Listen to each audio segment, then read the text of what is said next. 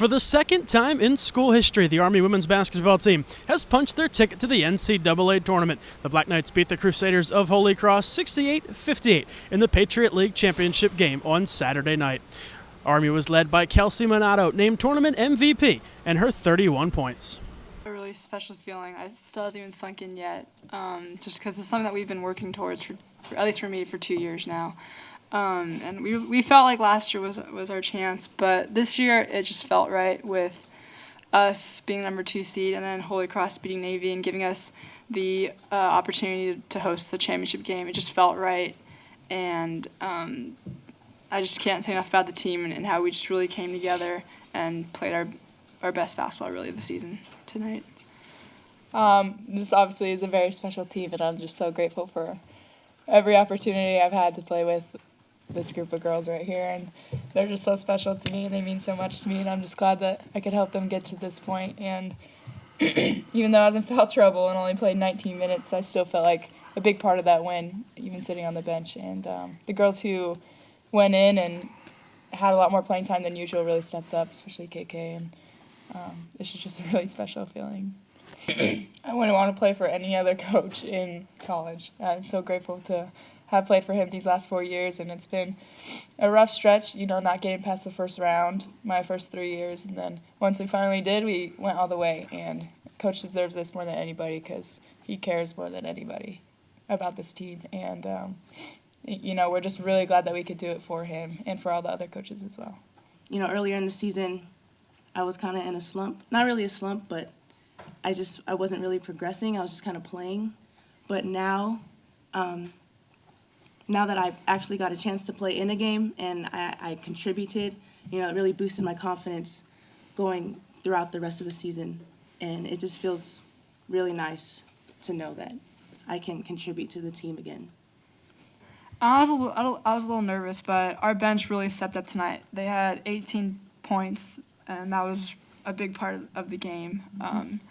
Because some games we don't get as much production off the bench. But when KK came in, when Danny Failer came in, there wasn't any drop-offs, and they came in and did some good stuff defensively with rebounds, and then KK attacking the basket and opening things up. So that was nice just to not have a drop-off when subs come in. Well, I want to compliment Holy Cross, obviously. To be playing them in this game was special. I think a lot of people just assume if we got this far, we'd be playing in Annapolis against the great Navy team. But it was so special being able to get the game here, to do it against the great Holy Cross team, a team that has been, let's be honest, this is their 3rd straight championship appearance. So they're obviously doing something right, and I have all the respect in the world for their senior class. Great backcourt, great players. The kid Scott is one of the best frontline players in the league. So for us to come out and execute a game plan the way we did, I think that the glaring statistic for me is that in their last 2 games, they shot 65% in the second half against Bucknell and against Navy, and we held them in the mid-30s. So, for the game, 34. I think defensively we did get into them a little bit. They still made their runs. They made some tough shots, but we had the great equalizer. She's an incredible player. She is about as special a player as I've ever coached in my 40, whatever it is, Kenny, 43 years, 42 years, 32 years as a head coach. I've had some pretty good players, but I don't know if anybody is as special as this kid. And she is just a remarkable young lady. And I can't say enough about what she did tonight. With Hazlitt in foul trouble, with Parker, who's been tremendous for us over this 7-game winning streak. Parker has made a huge impact for us. But for her just to hold down the fort, take over the game, control the game, make big plays when we needed them. Anytime that one time where it looked like they chipped it down, and then bingo, she gets a 3-point play. So I think she's a remarkable young kid.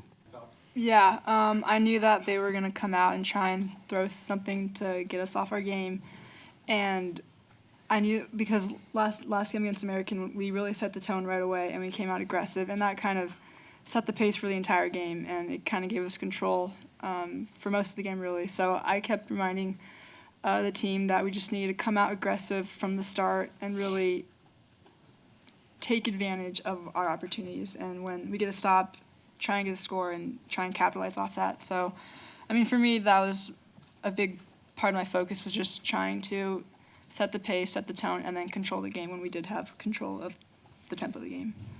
They embraced it. I mean, they embraced the fact that, hey, you know, the last time we played a championship game here, you know, what happened, how it happened, we told the story. I mean, I told the story. We showed them the story. But we also spent a lot of time talking about, this is your time. This is your time. This is your team.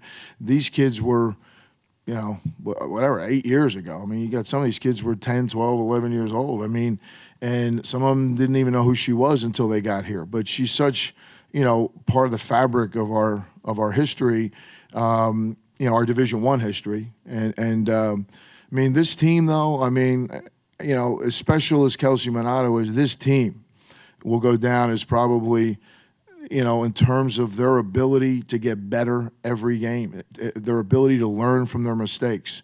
Every time there was only one time this season where we lost back-to-back games, and that was at Penn, who's in the NCAA tournament, and after knocking off Princeton, and at Ohio State. The Black Knights will await the NCAA selection show on Monday night at 7 o'clock on ESPN. The Black Knights will find out who their opponent will be in the field of 64 teams. For up-to-date information, visit GoArmySports.com. For Night Vision, I'm Nick DeSanctis.